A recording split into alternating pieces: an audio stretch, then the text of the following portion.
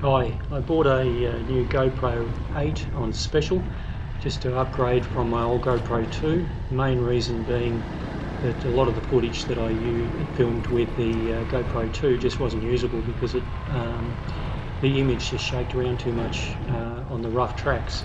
So the main thing I was looking for was the Hypersmooth function on the GoPro 8.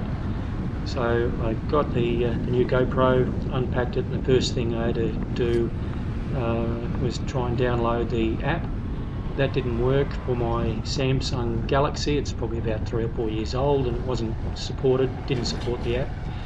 And the other thing is I've got a laptop that's probably about 6 years old, running Windows 10, and couldn't work out how to put an app on that. So I had to download the instructions, the written instructions, and try and work my way through those. The main thing that I struggled with was you're supposed to have 4 settings for the Hypersmooth, and I could only work out how to either have it on or off, and still haven't worked out how to get the extra settings on that.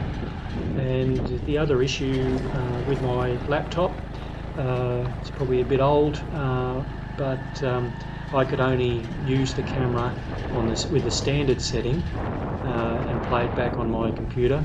Any of the more advanced settings just wouldn't play back on my computer properly. They'd freeze up or not play at all. Yeah, that's another issue. So anyway, this is just a test, show you a comparison riding up a rough track, but just how good this Hypersmooth is, even though it's not even using the boost function.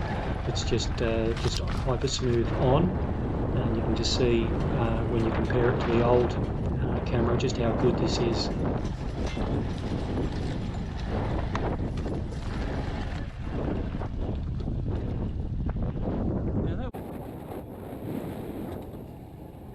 Yeah, you can see the difference with the old camera. Before we even get to the rough stuff, it's shaking around all over the place. Once we get to these rougher bits, it's almost unusable.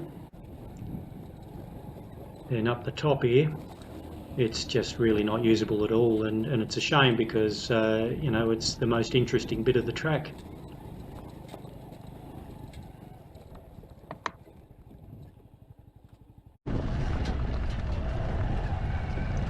The setting I'm using with the GoPro 8 is 1080 60 wide with the Hypersmooth turned on, and that's probably the setting I'll use all the time.